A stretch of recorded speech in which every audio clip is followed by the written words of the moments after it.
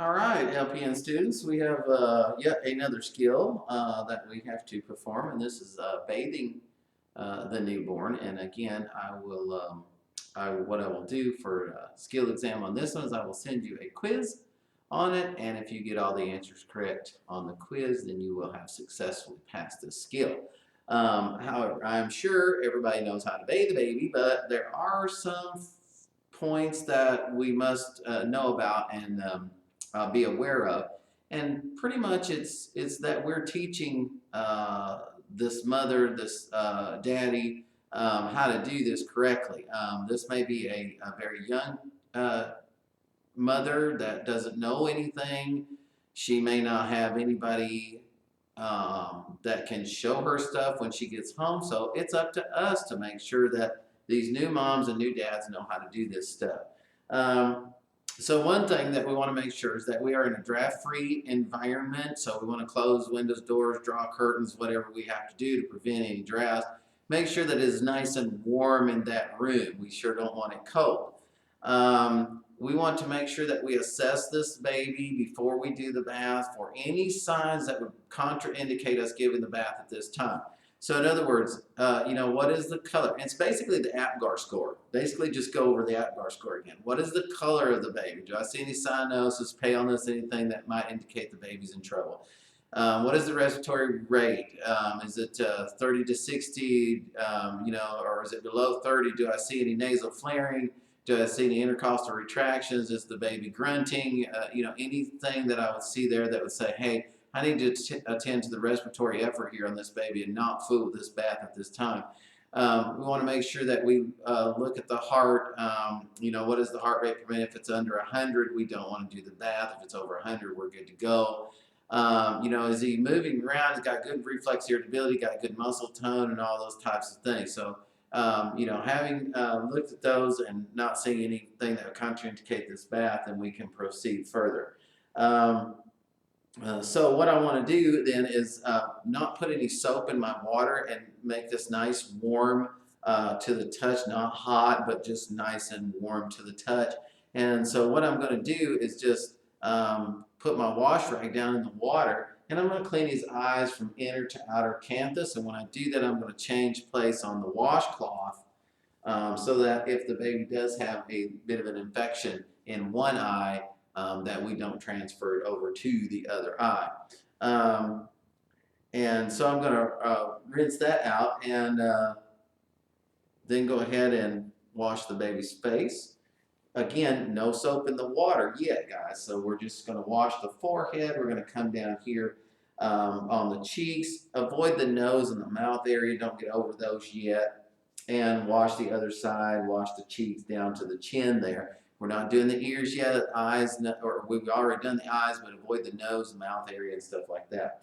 Okay, and so then what I can do there is just pat dry, all right? And we always just pat dry. We don't rub on the skin. You can rub a little bit to wash with the soap because that's kind of a lubricant too, so it slides easy. But with the drying, we want to pat dry. Okay, so then the next thing that I'm going to do is I'm going to pick my baby up, keeping him covered.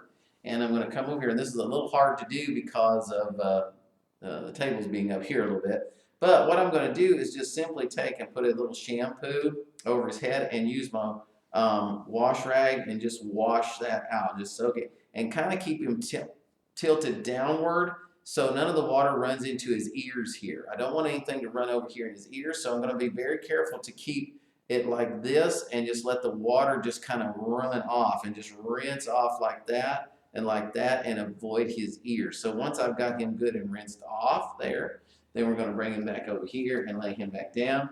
And again, we're going to keep him covered there. Let me smooth that out a little bit more. And then I'm going to dry him very good, pat dry, and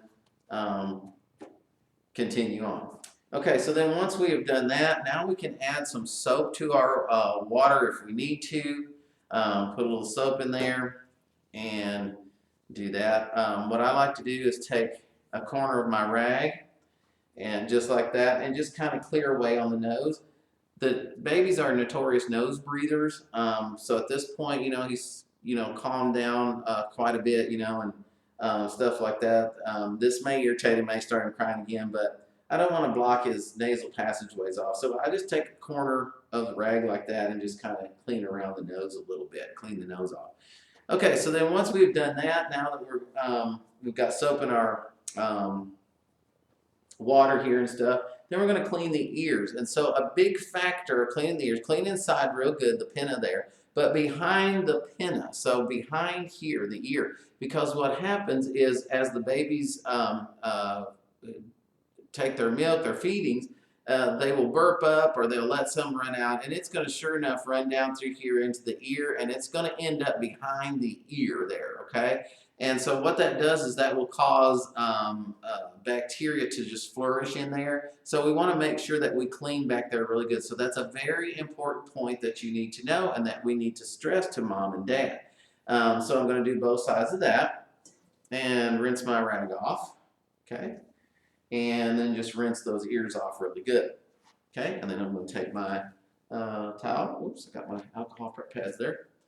And I'm going to clean or dry their ears off. Okay, so then the next thing that we're going to do is we're going to soap again, get our rag again, and we're going to come and pull this down just a little bit. And then what I'm going to do is I'm going to clean in here in the neck area right here. So I'm going to wash that neck area and wash behind the head, the neck area there. If you can't get to the neck area as is right now, we are going to roll the baby up and do his back, so you can wash the back of the neck then. That's fine. But let's get the front of the neck at least and the sides there. So again, paying particular attention to the fat folds in the neck, because also with the burping up, it's going to run this way, this way, this way, all that. So I want to make sure that I get in those little fat folds down in here in his neck so that milk doesn't get in there and excoriate the skin. Bacteria is going to grow and stuff like that. So I'm going to rinse now, okay, his neck, getting in between, paying particular attention to those little fat folds there. And then again, I'm going to take my towel and I'm going to dry off.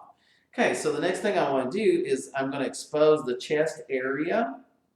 So I'm leaving my baby covered from here down and just exposing this area. And I'm going to get my soapy water again. And I'm going to start washing all of the chest and the abdomen. I'm going to wash under the arms, paying particular attention under the arms, paying particular attention to the little fat folds of the arms and everything where they bend the elbow and all that kind of stuff. And paying particular attention to the fingers and in between the fingers. Because again, as the baby eats, when he's done, the fingers will come up there and the milk will get in the fingers and stuff.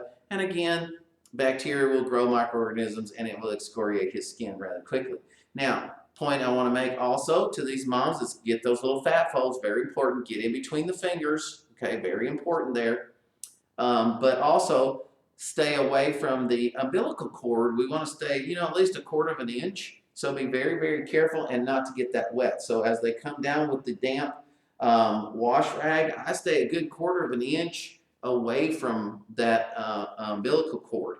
And what we'll do is we'll clean that here in a moment. Now, as I'm doing that, so once I've soaked him up, I'm going to bring this back up to cover him, keep drafts from moving over him, rinse my rag, get the soap out of it, and pull him back down, and I'm going to rinse him dry. Again, rag is still damp, so I want to make sure I'm very careful around the umbilical cord. All right, and then put that back up. Okay, get my towel, and again, I'm going to pat dry. Now, if you want to, you can go ahead and do your cord care at this moment while you're looking at the umbilical cord. We can go ahead and do it now. I got used to it with my kids, and just the way I always did it, I don't know why, is I did cord care last. But if you're afraid you'll forget it, then you can go ahead and do it now. But I do want to assess the cord for, do I see any oozing of blood? Make sure the clamp is sealed good. And I'm going to teach mom to look for any signs and symptoms of infection. Is it, do I smell a foul odor? Is it starting to turn red and the redness is moving out away from it? Is it hot to the touch if I palpate around that reddened area? Do I see any discharge oozing out? So I want to teach mom and dad these things. And I want to make sure that mom knows not to give a tub bath until the cord falls off, okay? All right, so we're going to do that. So then the next thing, soapy rag again. and we're going to do the back. So just stabilize the head and just roll little Junior right up there, and that exposes his back just perfectly for you. And so you can get soap up the back and the back of the neck there and all that kind of stuff. You're going to reach over here and rinse your rag out good, and then just rinse him off good. Okay, and we'll pat dry really quick and roll him back down. Okay, and so there we've got his back done. Now, fold the bottom part up, keeping the chest area covered to prevent drafts, and we're just going to wash the lower feet. And we're going to continue the same process. I'm going to soap them up, so I'm going to soap the legs and everything, paying particular attention to the fat folds. I want to make sure Mom knows that. Paying particular attention to in between the toes, because again, babies can get their toes in their mouth.